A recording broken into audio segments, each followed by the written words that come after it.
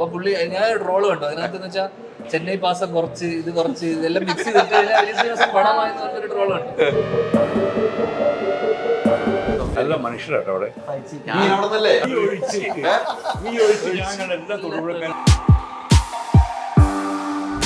സൗഹൃദം അതൊക്കെ ഒരു ഭാഗ്യമല്ലേ? വലിയ ഭാഗ്യമല്ലേ?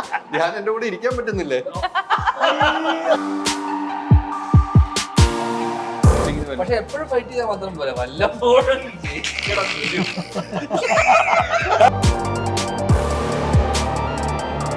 കരുത്തനായ സ്ഥാനാർത്ഥിയല്ലേ മോഹൻലാൽ. പക്ഷെ നമ്മൾ മത്സരിക്കുന്ന കാരണം മോഹൻലാൽ പിന്മാറും. മോനെ നീ എടുത്തോ പറയും.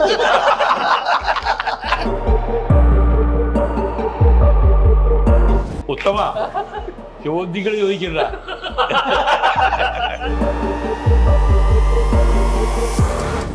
രാഷ്ട്രീയ ഗുരു.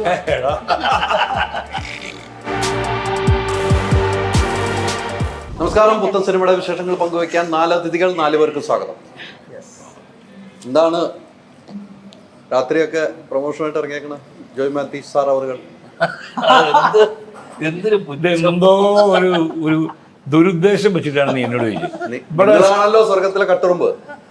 കട്ടുറുമ്പ് ഇയാളാണ്. അല്ല, നിങ്ങൾ തന്നെയാ ഇവരുടെ ജീവിതത്തിലെ കട്ടുറുമ്പ്. നിങ്ങളായിരിക്കും പലരുടെയും ജീവിതം. എന്റെ ആണ് ധ്യാനേ. ഞാൻ ഇന്നേ വരെ ഒരാളുടെ ജീവിതത്തിൽ കട്ടുറുമ്പ് വായിക്കില്ല. ഉറപ്പാണ്. എനിക്കത്ര ചില ആൾക്കാർ ഉറക്കം കെടുത്തിട്ടുണ്ടോ? അത് മതിയല്ലോ. അതിൽ കൂടുതൽ എന്ത് വേണം? കട്ടുറുമ്പ് നമുക്ക് അടിക്കണം. ഉറക്കം കിടത്തോളൂ അല്ലേ? എന്തായാലും നല്ലൊരു ടൈറ്റിൽ, സ്വർഗത്തിലെ കട്ടുറുമ്പ്. സിനിമയിലേക്ക് പോകാം. ധ്യാനേ, എന്താണ് ഈ സിനിമയിലെ സബ്ജക്റ്റ് പറഞ്ഞു വെക്കുന്നത്? ഒരു ഗ്രാമം, ഗ്രാമത്തിലുള്ള കുറച്ച് ആൾക്കാർ.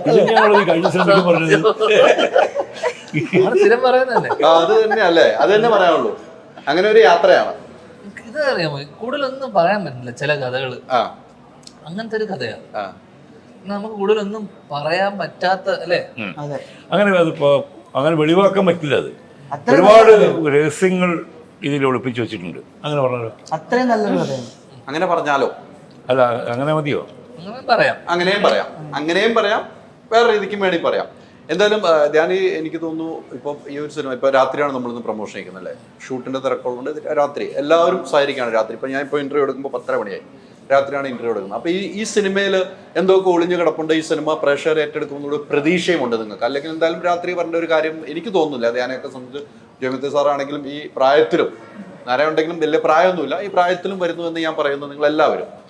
അപ്പൊ ഈ സിനിമ പ്രേക്ഷകർ കാണേണ്ട ഒരു സിനിമയാണ് നിങ്ങൾക്ക് തന്നെ സ്വയം തോന്നുന്നതുകൊണ്ട് തന്നെയാണ് ഈ സിനിമയിലേക്ക് വരുന്നതെന്ന് ഞാൻ കണക്ക് കൂട്ടുന്നു. അത്തരം ഒരു നല്ല സിനിമയുടെ ഭാഗമാകാൻ തീരുമാനിച്ചിറങ്ങി തിരിച്ചിട്ടുണ്ടോ ധ്യാൻ? അങ്ങനെയല്ല. ഇത് നമ്മുടെ ജോലിയുടെ ഭാഗമാണ് പ്രൊമോഷൻ എന്ന് പറയുന്നത്. കൃത്യമായി നമ്മൾ എങ്ങനെ അഭിനയിക്കുന്ന ജോലി ചെയ്യുന്നു അതുപോലെ ഞാൻ പറയേണ്ട കാര്യമില്ലല്ലോ. പ്രൊമോഷൻ നമ്മൾ എത്ര വൈകിയ സമയം എന്നുള്ളതിനേക്കാളപ്പുറം നമ്മളൊരു സിനിമയിൽ അഭിനയിച്ചു കഴിഞ്ഞാൽ ഇന്ന് പ്രൊമോഷൻ ഇത് ഡിജിറ്റൽ സ്പേസിലൂടെയാണ് നമ്മൾ സിനിമയെ പ്രൊമോട്ട് ചെയ്യുന്നത് അല്ലേ? ഇപ്പോൾ കഴിഞ്ഞ 5-6 വർഷങ്ങളായിട്ട് നമ്മൾ ഇങ്ങനൊരു മീഡിയത്തിലൂടെ അല്ലാതെ ആൾക്കാരിലോട്ട് സിനിമ എത്താനുള്ള സാധ്യതകൾ പറഞ്ഞു. പണ്ടൊക്കെ ഈ പറഞ്ഞ പോലെ ആൾക്കാർ പത്രത്തിലും അല്ലെങ്കിൽ വാൾ പോസ്റ്ററും അല്ലെങ്കിൽ ഫ്ലക്സുകളൊക്കെ കണ്ടിട്ട് ഇപ്പൊ അതൊക്കെ കുറഞ്ഞു. എല്ലാം ഡിജിറ്റൽ സ്പേസിലേക്ക്. അപ്പൊ സ്വാഭാവികമായിട്ടും നമ്മുടെ സിനിമ നമ്മൾ കൃത്യമായിട്ട് ആ രീതിയിൽ പ്രൊമോട്ട് ചെയ്തില്ലെങ്കിൽ ആൾക്കാരിൽ ജനങ്ങളിലേക്ക് എത്തിക്കാൻ വേറെ വഴിയില്ല. അവരവസ്ഥയായി. അതുകൊണ്ടും ഡെഫിനറ്റ്ലി സിനിമ നമ്മൾ ചെയ്യുമ്പോൾ നമ്മൾ എവിടെയെങ്കിലും ആ സിനിമയിൽ എന്തെങ്കിലും ഒരു ഇഷ്ടം തോന്നാതെ നമുക്ക് സിനിമയുടെ ഫേറ്റ് നമുക്കറിയില്ല. സക്സസോ ഫെയിലിയർ ആണെന്ന് നമുക്കറിയില്ല. തീർച്ചയായിട്ടും എവിടെയൊക്കെ നമുക്ക് ഈ സിനിമയോടും ഈ കഥയോടും നമുക്കൊരു എവിടെയൊക്കെ ഒരു ഇഷ്ടം തോന്നിയത് കൊണ്ട് തന്നെയാണ് തീർച്ചയായിട്ടും സിനിമ ചെയ്യാൻ കാരണം. സിനിമ ചെയ്യാൻ ഈ സിനിമയിലെ കഥാപാത്രത്തിലേക്ക് വന്നു കഴിഞ്ഞാൽ ഈ കഥാപാത്രത്തിന്റെ പേരും ഈ കഥാപാത്രം എങ്ങനെയാണ് ആ പ്രേക്ഷകരെ ഏറ്റെടുക്കുന്നത് അല്ലെങ്കിൽ പ്രേക്ഷകരെ ഏറ്റെടുക്കാൻ പോകുന്നതെന്നൊരു ചിന്താഗതി ഉണ്ടായിട്ടുണ്ട് ഈ കഥ കേട്ടോ? അങ്ങനെ ചിന്തിച്ചിട്ടില്ല ഞാൻ. ഇതിലൊരു ഇവര് കഥ പറഞ്ഞൊരു ഐഡിയ, കഥാപശ്ചാത്തലമൊക്കെ നമ്മൾ തൊടുപുഴയാണ് ഷൂട്ട് ചെയ്യുന്നത്. തൊടുപുഴ സ്ഥിരം ഷൂട്ടിംഗ് ലൊക്കേഷനാണ്, അറിയാലോ തൊടുപുഴ. കഥ തുടങ്ങുന്നത് വളരെ ചെറിയ നാട്ടുമ്പുറത്ത് ഞാൻ സ്കൂൾ മാഷായിട്ടാണ് ആദ്യമായിട്ടാണ് തോന്നുന്നത്. സ്കൂൾ മാഷായിട്ട് ജോസ് എന്നാണ് ക്യാരക്ടറിന്റെ പേര്. കുറച്ച് ക്രിസ്ത്യൻ മൈനോറിറ്റിയൊക്കെ ഉള്ള സ്ഥലത്ത് കുടിയേറ്റ മേഖലയിൽ നടക്കുന്ന ഒരു സംഭവം. അവിടെ മാഷായിട്ട് വരുന്നു. മാഷിന്റെ ലൈഫിൽ നടക്കുന്ന കുറച്ച് സംഭവങ്ങളാണ് സിനിമയുടെ ഒരു ആകത്തുക അങ്ങനെ പറയുകയാണെങ്കിൽ. പക്ഷെ അവർ ചെറിയ പൊളിറ്റിക്സും അതോടൊപ്പം തന്നെ ചെറിയൊരു മർഡർ മിസ്റ്ററി എന്നൊക്കെ ഉള്ള കുറച്ച് സംഭവങ്ങളുണ്ട്. കംപ്ലീറ്റ് ഫാമിലി കോമഡി എന്റർടൈനർ എന്ന് പറയുന്ന ഒരു ജോണർ അല്ല. ഇതൊരു സീരിയസ് സംഭവം കൂടെ ചർച്ച ചെയ്ത് പോകുന്നുണ്ട് സിനിമയിൽ. ചർച്ച ചെയ്ത് പോകുന്നുണ്ട്, ഉറപ്പാണ്. ജോയ് ബത്താസ് സാറിനെ സംബന്ധിച്ചിടത്തോളം ഒത്തിരി സിനിമകൾ അഭിനയിക്കുന്നത്, എനിക്ക് തോന്നുന്നു കുറേ സിനിമകൾ വെറൈറ്റി ആയിട്ടുള്ള ക്യാരക്ടർ ചെയ്യുന്നുണ്ട്. ഈ സിനിമയിലേക്ക് താങ്കളെ അടുപ്പിക്കാനുള്ള ഒരു കാരണമുണ്ടാവുമല്ലോ. അല്ല, ക്യാരക്ടർ എനിക്ക് ഇഷ്ടപ്പെട്ടു, പിന്നെ ടീം ഇഷ്ടമായി. ധ്യാനമൊക്കെ ഉണ്ടല്ലോ. അല്ല, നമുക്ക് കമ്മ്യൂണിക്കേഷൻ എപ്പോഴും വളരെ പ്രധാന ഘടകമാണ്. ഒരു ടീം എന്ന് പറയുമ്പോൾ പപ്പാണിയുണ്ട്, അതുപോലെ ഷാജി, നമ്മുടെ പാഷാന ഷാജി, ജാഫറടിക്ക് ഉണ്ടോ എനിക്കറിയില്ല. അങ്ങനെ നല്ല ടീമാണെങ്കിൽ നമ്മൾ, അത് മാത്രമല്ല ഇതിൻ്റെ ഡയറക്ടർക്ക് ഞാൻ മുമ്പൊരു പടത്തിൽ ഞാൻ അഭിനയിക്കാൻ ഡേറ്റ് കൊടുക്കുകയും പൈസ വാങ്ങിക്കുകയും പിന്നീട് എൻ്റെ ഡേറ്റ് കൊടുക്കാൻ പറ്റാതെയാവുകയും പൈസ തിരിച്ചു കൊടുക്കുകയും ചെയ്തു. ചോദിക്കണ്ട, തിരിച്ചു കൊടുക്കുകയും ചെയ്തു. അപ്പോൾ അദ്ദേഹത്തോട് എനിക്കൊരു കമ്മിറ്റ്മെൻറ്റ് വേറെ ഉണ്ട്. പിന്നെ ഈ ക്യാരക്ടർ ഇതിലൊരു പ്രധാന ക്യാരക്ടറാണ്. അപ്പോൾ അങ്ങനെ ഇതിലേക്ക് വന്നു, അത്രേ ഉള്ളൂ. ഈ ധ്യാനമായിട്ട് ഇതിനു മുമ്പ് നിങ്ങൾ രണ്ടാമത്തെ പടം തോന്നുന്നു, ഒന്ന് ഗൂഢാലോചനയില്ലേ? രണ്ടാമത്തെ സിനിമ. അന്നത്തെ ധ്യാനം ഇന്നത്തെ ധ്യാനമായിട്ടൊന്ന് കമ്പയർ ചെയ്യുമ്പോൾ എങ്ങനെയുണ്ട്? ധ്യാനം എനിക്ക് കുട്ടിക്കാലത്ത് തന്നെ കണ്ടിട്ടുണ്ട്. പിന്നെ എൻ്റെ കല്യാണത്തിനൊക്കെ വന്നില്ലേ? ഉണ്ട്. അന്ന് സിനിമ നടനായിട്ടില്ല. ആയിട്ടോ? ആ ജാടം നിൽക്കില്ലേ? ഞാൻ ഇയാളുടെ അച്ഛനായിട്ടാണല്ലോ കൂടുതൽ ബന്ധം. അപ്പോൾ ആ ഒരു സ്നേഹവും ബഹുമാനവും വിനീതാണെങ്കിലും ധ്യാനാണെങ്കിലും എനിക്ക് നിർലോഭം തന്നുകൊണ്ടിരുന്നു. രാഷ്ട്രീയ ഗുരു അതല്ലേ? കേട്ടില്ലേ? ഞാൻ ഡെമോക്രാറ്റ് ആണ്, ലിബറൽ ഡെമോക്രാറ്റ്. അത് കൈ കൊടുക്കേണ്ട സംഭവം തന്നെയാണ്. അത് കൃത്യ ഗുരു തന്നെയാണ്, അതിന് യാതൊരു മാറ്റമില്ല. അത് ഞാൻ അങ്ങനെ ആവാൻ കാരണം തന്നെ എൻ്റെ ഗുരു എനിക്ക് തന്നിട്ടുള്ള പാഠങ്ങളും. ഞങ്ങൾ തമ്മിൽ ഒരുമിച്ച് അഭിനയിക്കൊന്നും വേണ്ട, നമ്മൾ ഒരു അടുപ്പിച്ച് 1 മണിക്കൂർ കണ്ടാൽ മതി, കമ്മ്യൂണിക്കേഷൻ നടക്കും. ഈ സിനിമയിൽ തന്നെ ആകെ 2 ദിവസം ഞങ്ങൾ ഒരുമിച്ചുണ്ടായുള്ളൂ അല്ലേ? 2-3 ദിവസം ഉണ്ടാവുള്ളൂ. അപ്പോൾ നമ്മൾ ഡയലോഗ് പറയുന്നതിനേക്കാൾ കൂടുതൽ ഞങ്ങൾ പേഴ്സണലായിട്ടുള്ള കാര്യങ്ങളും സാമൂഹ്യ വിഷയങ്ങളും ഒക്കെ ഡിസ്കസ് ചെയ്യും. ഇപ്പോൾ തന്നെ കണ്ട ഉടനെ പറഞ്ഞത്, നിങ്ങൾ അന്ന് കൊടുത്ത ഇൻ്റർവ്യൂവിൽ രാഹുൽ ഗാന്ധിയെ പറ്റി പറഞ്ഞത് പോരാ, കുറച്ചുകൂടെ അധികം പറയട്ടില്ല, എന്താ പറയാൻ ഞാൻ? അങ്ങനെ ചോദിക്കുന്ന സിനിമാക്കാർ വളരെ അപൂർവമാണ്. പലരും ഇൻ്റർവ്യൂ കണ്ടാലും കാണാത്തവരിയ്ക്കുക. ഞാൻ കൃത്യമായിട്ട് ജോയിന്റെ ഇന്റർവ്യൂകൾ കാണുന്ന കൃത്യമായിട്ടുള്ള രാഷ്ട്രീയ നിരീക്ഷണമൊക്കെ ഉള്ള ആളാണ്. അപ്പം ചില കാര്യങ്ങൾ പറയുന്നിടത്ത് പറയാതെ വരുമ്പോൾ നമുക്കൊരു ഇത് തോന്നില്ല, അതെന്താ അവിടെ ഒരു അവസരം കിട്ടിയിട്ട്.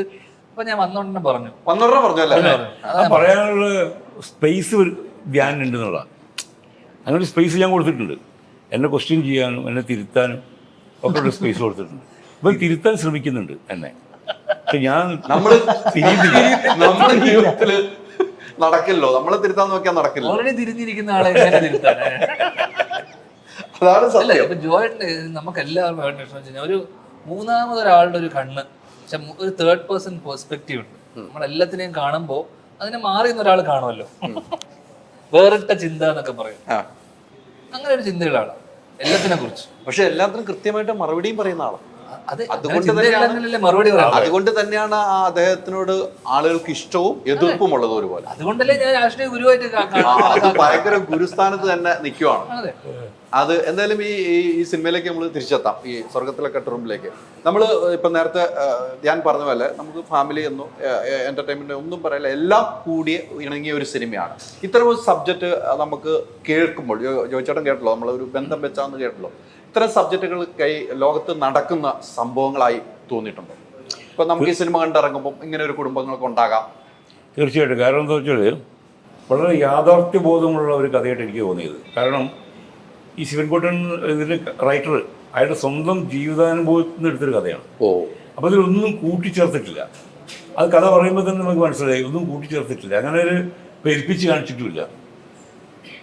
അപ്പോൾ യാഥാർത്ഥ്യത്തോട് അടുത്ത് നിൽക്കുന്ന ഒരു കഥ എന്നുള്ള രീതിയിൽ തന്നെ എനിക്കിത് സ്വീകാര്യമായി.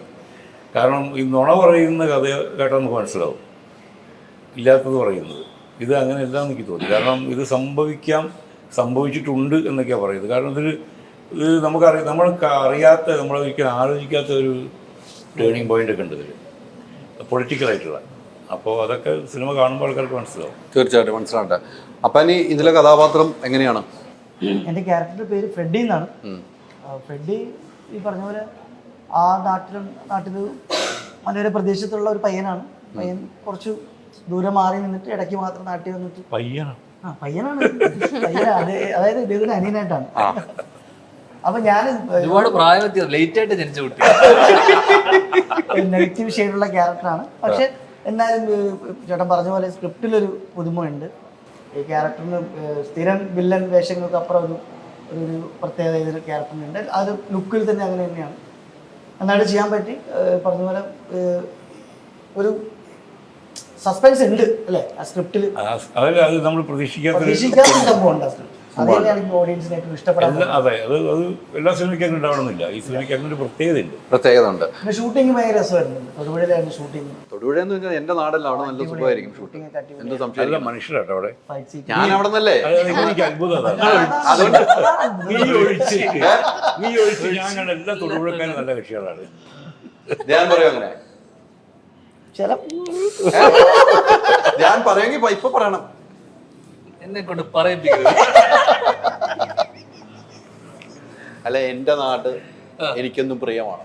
എന്റെ നാട്ടുകാരും എനിക്ക് പ്രിയമാണ്. തൊടുപുഴയിൽ പക്ഷെ അതല്ല കാര്യം, നാട്ടുകാർക്ക് നിങ്ങളെ പ്രിയങ്കരനാണോ എന്നുള്ളതാണ് അറിയേണ്ടത്. ഇതിന്റെ കമന്റുകൾ നമുക്ക് ഇത് കഴിയുമ്പോൾ വായിച്ചു നോക്കാം. ഞാൻ തന്നെ പറയുക, കമന്റുകൾ നോക്കിയിട്ട് പറയുമല്ലോ അല്ലേ? പറയണം കേട്ടോ. വരട്ടെ കമന്റുകൾ, തൊടുപുഴക്കാര് കമന്റ് ചെയ്യട്ടെ എത്രത്തോളം പ്രിയങ്കരനാണ് ഹൈദർ അലി എന്നുള്ളത്. അത് നോക്കാം. ചലഞ്ചായിട്ട് എടുത്തിരിക്കുന്നത്. അല്ല, എന്തായാലും ഞങ്ങൾക്ക് നീ പ്രിയങ്കരനാണ്. അതത്രേ ഉള്ളൂ. അത്രേ ഉള്ളൂ. സമാധാനമായി കേട്ടോ. കോഴിക്കോടുകാർക്ക് ജോയേട്ടൻ എന്നും പ്രിയങ്കരനാണ്, കണ്ണൂരുകാർക്ക് ഞാൻ പ്രിയങ്കരനാണ്, അതുപോലെ തൊടുപുഴക്കാർക്ക് അങ്ങനെയല്ലേ? നമുക്ക് അറിയാം. ഇതിന്റെ താഴെയുള്ള കമന്റ് അങ്ങനെയാണ് കമന്റ് നമുക്കൊന്ന് കാണേണ്ട വരും. ഇത് കഴിഞ്ഞിട്ട് നമ്മളൊന്ന് ചെയ്യുന്നത് സക്സസിനൊന്നും ഇരിക്കുന്നു. ഫേക്ക് അക്കൗണ്ട് ഉണ്ടാക്കേണ്ടി വരും. ഒന്നും വേണ്ടി വരില്ല. അതെ, നമുക്ക് കാണാം. ഉറപ്പാ. അവരുടെ സ്നേഹം കൊണ്ടല്ലേ ഞാൻ ഇത്ര ആയത്. അല്ലെങ്കിൽ പിന്നെ ഞാൻ എങ്ങനെ വളരുന്നു അത് തന്നെ ഞാൻ വിശ്വസിക്കുന്നു. എൻ്റെ നാട്ടുകാരെ എനിക്ക് കൂടുതൽ വിശ്വാസം. അല്ലെങ്കിൽ ഞാൻ എവിടെ എത്തേണ്ട ആളാ. ഒരു സ്ഥലത്ത് എവിടെ എത്തി? ഇവിടെ എത്തിയില്ലേ? ഇവിടെ ഇങ്ങനെ എത്തിയില്ലേ? ഇവിടെ എത്തിയില്ലേ? ഞാൻ അതാണ് എൻ്റെ ഇത്. അതാണ് നമ്മളായിട്ടുള്ള സൗഹൃദം. അതൊക്കെ ഒരു ഭാഗ്യമല്ലേ? വലിയ ഭാഗ്യമല്ലേ? ഞാൻ എൻ്റെ കൂടെ ഇരിക്കാൻ പറ്റുന്നില്ലേ? ഓക്കെ അല്ലേ? ഓക്കെ അല്ലേ? നിങ്ങൾ തമ്മിൽ എങ്ങനെയാണ് നിങ്ങളുടെ സൗഹൃദം എന്ന് പറഞ്ഞേ? ഈ ധ്യാനുമായിട്ടുള്ള സൗഹൃദം നമുക്ക് വർഷങ്ങളായിട്ട് അറിയാം. വർഷങ്ങളായിട്ട് അറിയാം. ഞങ്ങളുടെ വർഷങ്ങളായിട്ട് അറിയുന്ന ആൾക്കാരാണ്. ധ്യാന്റെ അടുത്ത് നിന്ന് എന്തെങ്കിലും ക്ലാസ്സുകൾ കിട്ടാറുണ്ടോ?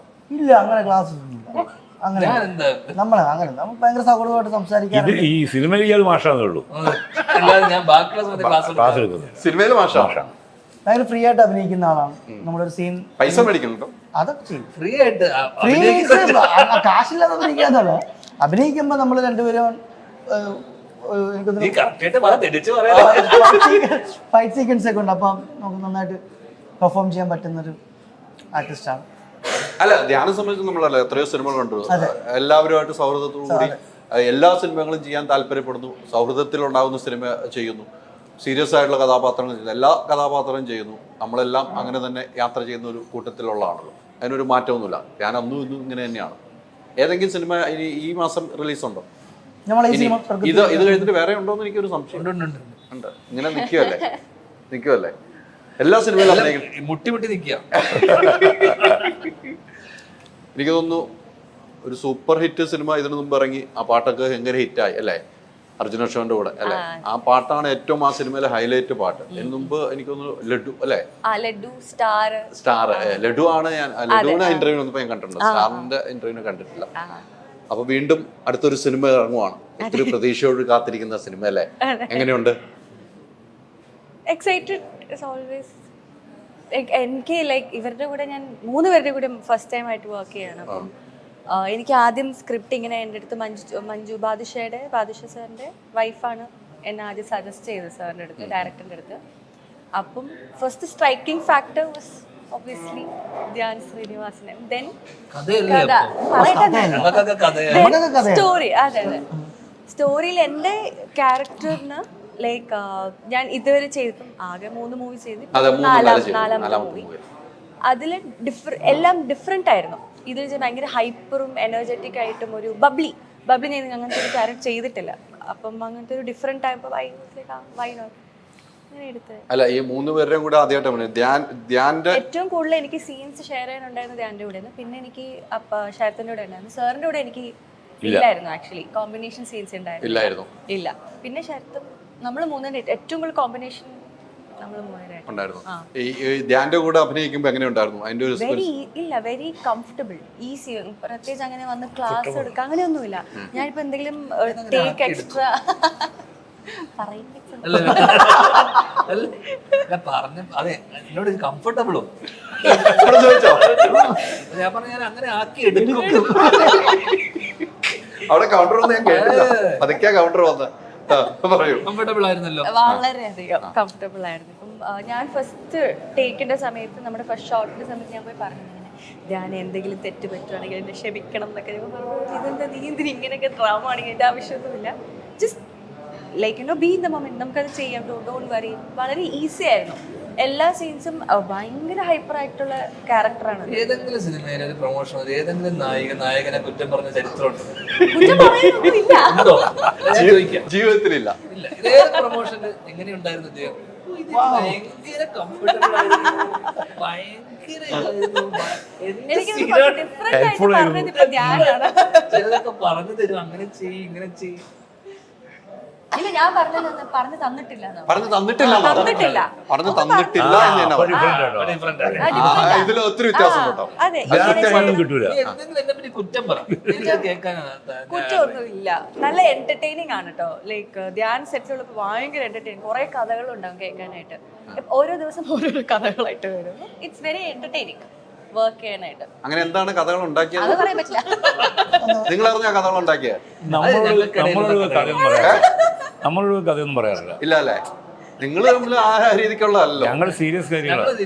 നിങ്ങൾ സീരിയസ്.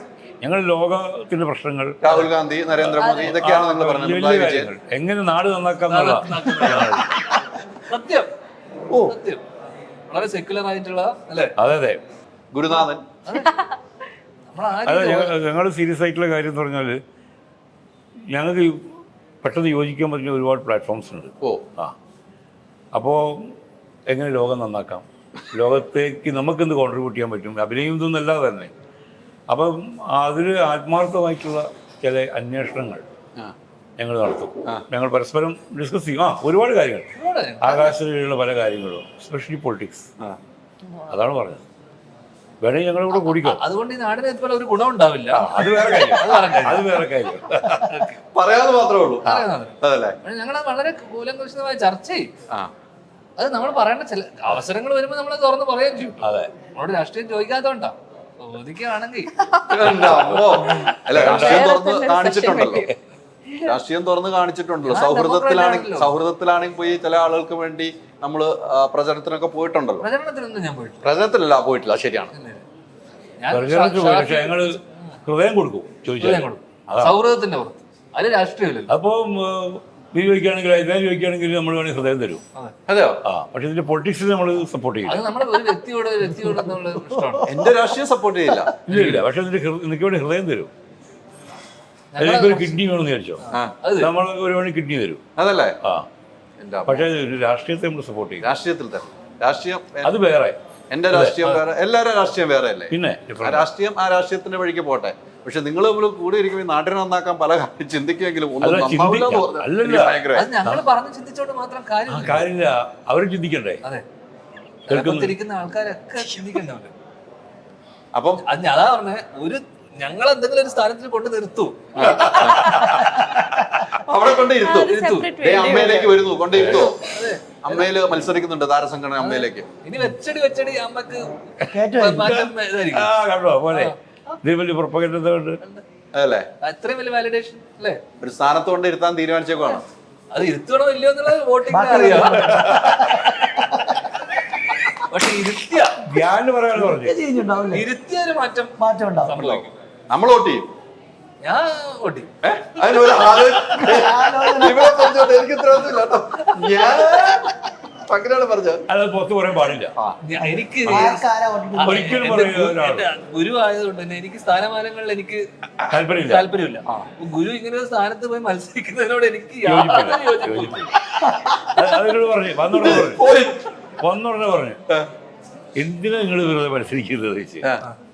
നിങ്ങൾ അതിലും വലിയ ഉയരത്തിലുള്ള ആളല്ലേ, നിങ്ങൾ എന്തിനും മത്സരിക്കുന്നത്? ചിന്ത കൊണ്ട് ആലോചന കൊണ്ട് ഇതിനേക്കാളും ഉയരത്തെ ഒരു സ്ഥാനത്തിന്റെ ആവശ്യമില്ലല്ലോ. നമുക്ക് സംസാരിക്കാനും നമുക്ക് കാര്യങ്ങളെ എക്സ്പ്രസ് ചെയ്യാനും നമുക്കൊരു സ്ഥാനത്ത് നിൽക്കണം എന്ന് വെച്ചാൽ ആവശ്യമൊന്നുമില്ല. മാറ്റി ചിന്തിച്ചാലോ?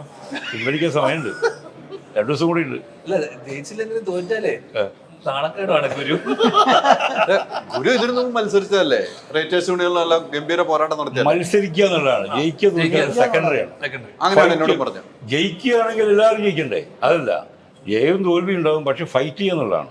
ഫൈറ്റ് ചെയ്യാനൊരു സ്പിരിറ്റ് നമുക്ക് ഉണ്ടാവണം എന്നുള്ളതാണ്. അത് ശരി. അതാണ് എൻ്റെ പോളിസി. അങ്ങനെയാണ് ആ ഫൈറ്റിങ്ങിന്. പക്ഷെ എപ്പോഴും ഫൈറ്റ് ചെയ്താൽ മാത്രം പോലെ വല്ലപ്പോഴും ജയിക്കണം ഗുരു. ഇത് ഗംഭീര സംഭവം കേട്ടോ. ആ 30-ാം തീയതി കഴിയുമ്പോ ഈ സാധനം കട്ട് ചെയ്തിടാൻ പറ്റുന്ന സാധനമായി മാറും. കൊറേ ഫൈറ്റ് കഴിഞ്ഞ് തോറ്റു പോയി കഴിഞ്ഞാലേ നമുക്ക് മടുക്കും ഫൈറ്റ്. സുരേഷ് ഗോപി എത്ര പ്രാവശ്യം നിന്നു? 2 പ്രാവശ്യം. 3-ാം പ്രാവശ്യം. 3-ാമത്തെ പ്രാവശ്യം ജയിച്ചു. എത്ര ഭൂരിപക്ഷത്തിൽ? 77. ചില്ലറ അത് ചില്ലറയല്ല, ഭയങ്കര ഭൂരിപക്ഷമല്ലേ? അപ്പൊ ഇത് രണ്ടാമത്തെ ഫൈറ്റ്. ഞാൻ ഇതിന് മുമ്പ് നിന്നിട്ടുണ്ടല്ലോ, കോളേജ് പഠിക്കുമ്പോഴൊക്കെ ഇഷ്ടം പോലെ എവിടെയും ജയിച്ചിട്ടുണ്ടോ? പിന്നെ എവിടെയാ ജയിച്ചത്? ഗുരുവായൂർ എന്ത് സ്ഥാനത്തേക്ക് മത്സരിച്ചു? Magazine editor. അത് ജയിച്ചു. പിന്നെ ഇന്ത്യൻ മീഡിയ ഫോറം ദുബായ് 2 ടേമിൽ ഞാനായിരുന്നു ജനറൽ സെക്രട്ടറി. തീർച്ചയാണ് മത്സരം, കടുത്ത മത്സരം. പിന്നെ മത്സരം ചെയ്യും തോൽവിയൊക്കെ ഉണ്ടോ? ബാലചന്ദ്രൻ ചുള്ളിക്കോടിനോട് തോറ്റത്, അല്ലാണ്ട് അപ്പൊ ഉപ്പനോടല്ല. നമ്മൾ മത്സരിക്കേണ്ടത് അങ്ങനത്തെ ആൾക്കാരോട് ജയിക്കണം. അവരോട് മത്സരിച്ച് തോറ്റാലും നല്ലതാ. ഇപ്പൊ ആനി രാജ അവിടെ പോയിരുന്നു, സുരേന്ദ്രൻ പോയിരുന്നു വയനാട്ടില്, അവരോട് മത്സരിച്ച് രാഹുൽ ഗാന്ധിനോട്. അപ്പൊ ഞാൻ ചെയ്യുന്ന അമ്മയുടെ എക്സിക്യൂട്ടീവ് ബാക്കി മത്സരിക്കുന്ന ഒക്കെ ഭയങ്കരമാരാ, ഒക്കെ ശക്തന്മാരാണ്. തോറ്റാലും കുഴപ്പമില്ല, ഒരു കുഴപ്പമില്ല. അല്ല ചോദിക്കണ്ടേ, ശക്തന്മാരോട് തോറ്റാൽ കുഴപ്പമില്ല. നമ്മൾ ഫൈറ്റ് ചെയ്യുന്നത് ഒരിക്കലും കുറച്ച് കാണരുത് മറ്റേ ആളെ. നമ്മളെക്കാൾ ശക്തനാണെന്ന് നമ്മൾ ആദ്യമേ തീരുമാനിക്കണം. ഞാൻ എന്റെ ഗുരുവിന്റെ സംശയം എന്നറിയാമോ, ഈ ശക്തന്മാരെന്ന് അറിയുമ്പോൾ നമ്മളത് പിൻവലിക്കുന്നതല്ലേ? അത് വീരിക്കളുടെ, പിന്നെ പുതിയൊരു പാഠം കൂടെ ഞാൻ ഇന്ന് പഠിച്ചു. അത് വീരിക്കളുടെ ലക്ഷണമാണ്. പിൻവലിക്കേണ്ട സമയം കഴിഞ്ഞു പോയി. മിനിമം അനുസരിച്ച് ജയിച്ചിട്ട് ഞാൻ ശരിക്കും പ്രസിഡന്റ് സ്ഥാനത്തേക്ക് മത്സരിക്കണമെന്ന് വിചാരിച്ചു. മുട്ടുമ്പോ ആനയോട് മുട്ടണ്ടേ? കരുത്തനായ സ്ഥാനാർത്ഥിയല്ലേ മോഹൻലാൽ. പക്ഷെ നമ്മൾ മത്സരിക്കുന്ന കാരണം മോഹൻലാൽ പിന്മാറും. മോനെ നീ എടുത്തോ പറയും. ഞാനില്ല ഈ പരിപാടിക്കുന്നത്. എന്തുകൊണ്ട്? ലജ്ജ കൊണ്ടോ? അല്ലല്ല, അദ്ദേഹം ശരിക്കും അദ്ദേഹത്തെ നമ്മൾ പിടിച്ച് ഏൽപ്പിക്കുകയാണ്, വേറൊരാളില്ല.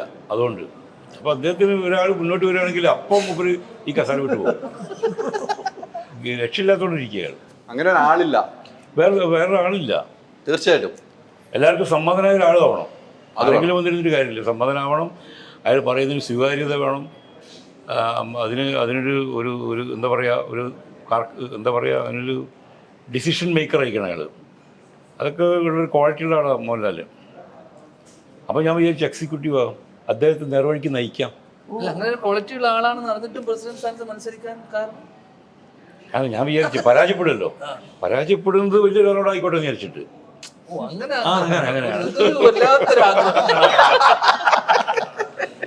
ഇടക്ക് പരാജയപ്പെടുന്ന ഉറപ്പാണ്, പക്ഷെ ഒരാഗ്രഹം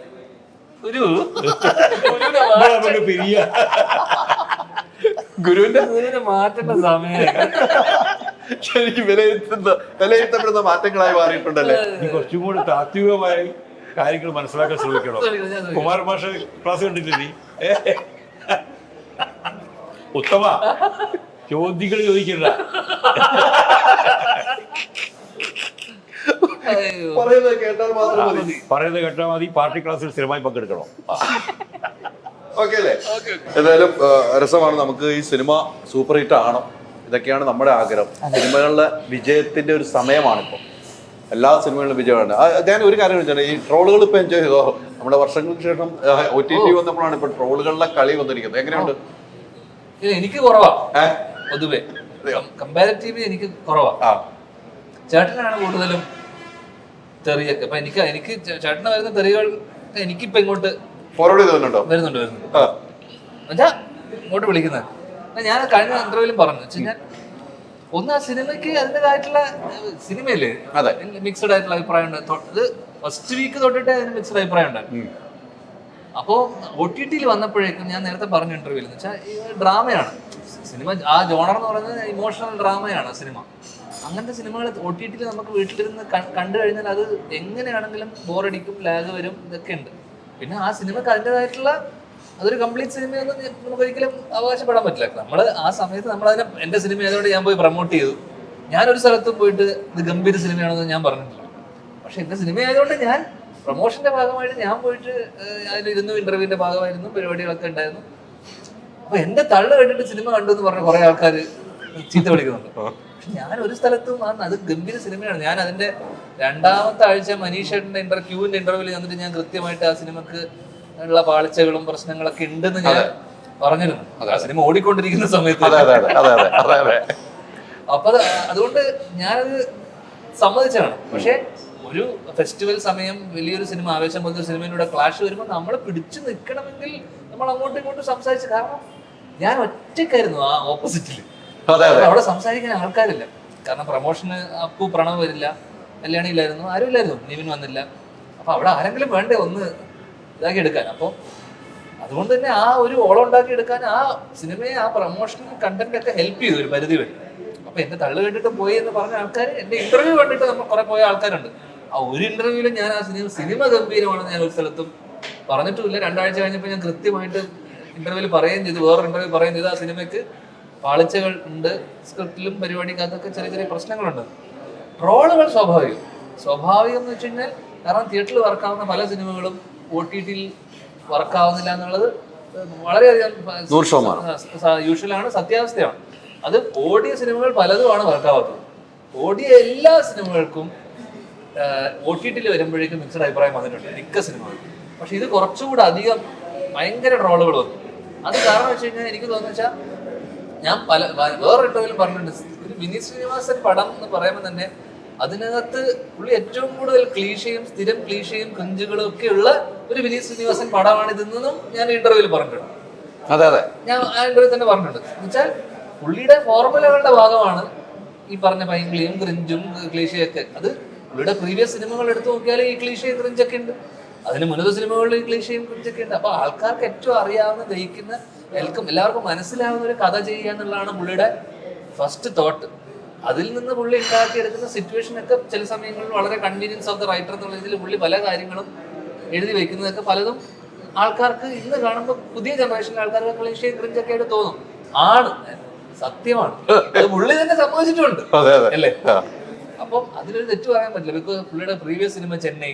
അപ്പൊ പുള്ളി ഞാനൊരു റോള് കണ്ടു. അതിനകത്ത് എന്ന് വെച്ചാൽ ചെന്നൈ പാസം കുറച്ച് ഇതെല്ലാം മിക്സ് ചെയ്തിട്ട് പടമായി ഒരു റോള് കണ്ടു. അത് സത്യമാണ്. അങ്ങനെ പറയാൻ നമുക്ക് ഒരിക്കലും നിരസിക്കാൻ പറ്റില്ല. സത്യമാണ്. അതൊരു ഫോർമുലയാണ്. അത് വീണ്ടും അതേ ഫോർമുല വെച്ചിട്ട് പടം ഓടിക്കാൻ പറ്റുന്നത് അയാളുടെ കഴിവും കൂടിയാണ്. 100% അല്ലേ. കാരണം അതേ ഒരു ഫോർമുല വെച്ചിട്ട് പടങ്ങൾ ഹിറ്റാക്കുക എന്ന് പറയുന്നത് വേറെ എന്തോ ഒരു മാജിക് അയാളുടെ എന്തോ ഒരു സാധനം ഉണ്ട്. കാരണം ഞാനും ചിന്തിച്ചിരുന്നു ഈ പടം എങ്ങനെയാണെന്ന്. ഞാനും ചിന്തിച്ചിരുന്നു. ഞാൻ സംസാരിച്ചിട്ടുണ്ട്. അപ്പോഴും ആ സിനിമ തിയേറ്ററിൽ എനിക്ക് വന്നു ഏട്ടൻ്റെ ഇതുവരെ കളക്ട് ചെയ്തതിൽ ഏറ്റവും കൂടുതൽ ഓടിയ സിനിമ വർഷങ്ങൾക്ക് ശേഷമാണ്. അപ്പം ആ ഫോർമുലനെ ക്രാക്ക് ചെയ്യാൻ ഇതുവരെ ആർക്കും പറ്റിയിട്ടില്ല. ആ ഫോർമുല വീണ്ടും വന്നാലും വിജയിക്കുന്നതാണ് എന്റെ വിശ്വാസം. കൃത്യമായി കാര്യങ്ങൾ പറയുന്ന ഒരാളാണ്. അതാണ് ഇപ്പം ഈ സിനിമയെ കുറിച്ച് നമുക്കറിയാം. ആ സിനിമ ഓടിയ സിനിമയാണ്. ഇപ്പൊ നേരത്തെ പറഞ്ഞ അത് ആ ഒരു മാജിക് ഞാനൊരു ക്വാളിറ്റി അതാണ്. ഇപ്പൊ താൻ പങ്കെടുത്തു അല്ലെങ്കിൽ അഭിനയിച്ചു അതിൽ ഭാഗവാക്കായി എന്നുള്ളതുകൊണ്ട് അത് ശരിയാണ്, അത് നല്ലതാണ്, അത് ഗംഭീരമാണ് എന്നൊന്നും ഇയാൾ പറയില്ല. അത് ക്രിട്ടിക്കലായിട്ട് അയാൾ കാര്യങ്ങൾ കാണുക. പലർക്കും എനിക്ക് പോലും പറ്റില്ല. നമ്മൾ അഭിനയിച്ച പടങ്ങൾ നല്ലത് നമ്മൾ പറയുള്ളൂ. പക്ഷേ അതിൽ പോരായ്മകൾ അയാൾ വിലയിരുത്തുന്നത് ഞാൻ നോക്കിയിട്ട് പലപ്പോഴും പല സിനിമകളെ ഇൻ്റർവ്യൂവിലും ഞാൻ കണ്ടിട്ടുണ്ട്. അതാണ് ഒരു ഗുരു എന്നുള്ള നിലയ്ക്ക് എനിക്ക് അതിൽ ഗുരുവില്ല. പക്ഷെ അതൊക്കെ പൊളിറ്റിക്കൽ തോട്ടിന്റെ ഭാഗമാണ്. ക്രിട്ടിക്കലാവുക എന്നുള്ളതാണ്. സെൽഫ് ക്രിട്ടിക്കലാവുക അത്രേ ഉള്ളൂ. അത് അല്ല നമുക്ക് ഗ്രോത്ത് ഉണ്ടാവില്ല, അല്ലെങ്കിലേ ഗ്രോത്ത് ഇല്ല. പക്ഷെ ഗ്രോത്തില്ല, ഇവര് ഗ്രോത്തില്ലാതെ ഏറ്റവും പണം ചെയ്യുന്ന ഇയാളാ. ഒരു വർഷം ഏറ്റവും കൂടുതൽ പണം ചെയ്യുന്ന ആള് ഒരു പേര് പറയാൻ പറ്റുന്നത് ഇപ്പം എനിക്ക് തോന്നുന്നു ഇപ്പൊ വിദ്യാഭ്യാസ മന്ത്രിയോട് പറഞ്ഞൊരു സ്കൂളിലൊരു ടെസ്റ്റ് പേപ്പർ ഇട്ടാലും ധ്യാന്റെ പേര് എന്തായാലും ചിലപ്പോ എന്ത് സംശയിക്കണം. സ്കൂളിലുണ്ട് PSC-ക്കൊക്കെ കൊടുത്താൽ അത് വേണ്ടി വരും. അപ്പൊ നിങ്ങൾ തമ്മിൽ ആലോചിച്ച ഒരു തീരുമാനത്തിൽ എത്തണം. ഗുരുവിന്റെ എന്തായാലും 30-ാം തീയതി ഇലക്ഷന് വേണ്ടി ഞാൻ കാത്തിരിക്കുന്നു. ഇലക്ഷൻ റിസൾട്ടിന് വേണ്ടി വോട്ട് ചെയ്യാൻ വരില്ലേ? വരും. ഇല്ലെങ്കിൽ ഞാൻ കള്ളവോട്ടിരിക്കും. അല്ല, നേരത്തെ പറഞ്ഞ പോലെ നിങ്ങൾ രണ്ടുപേരും ഈ ഗുരുവും ശിഷ്യുവിലെ യാത്ര ഇനിയും തുടരണം. ചില കാര്യങ്ങൾക്ക് ഇവനാ ഗുരു കിട്ടോ, ഇയാളെ ഗുരു. ചില കാര്യങ്ങൾ എനിക്ക് ഇയാളെ ഗുരു. അങ്ങനെയാണല്ലോ കൊടുക്കൽ വാങ്ങലുകൾ. ചില കാര്യങ്ങൾ അവിടെ ഞാൻ ഗുരു ഇയാൾ ശിഷ്യന്നില്ല. ചില കാര്യങ്ങൾ ഇയാൾ ഗുരു ഞാൻ ശിഷ്യനാണ്. ശിഷ്യനാകാറുണ്ടല്ലേ? അങ്ങനെ വേണം എപ്പോഴും. അങ്ങനെ ഉണ്ടെങ്കിൽ മ്യൂച്വൽ അണ്ടർസ്റ്റാൻഡിംഗ് എന്തായാലും വേണം.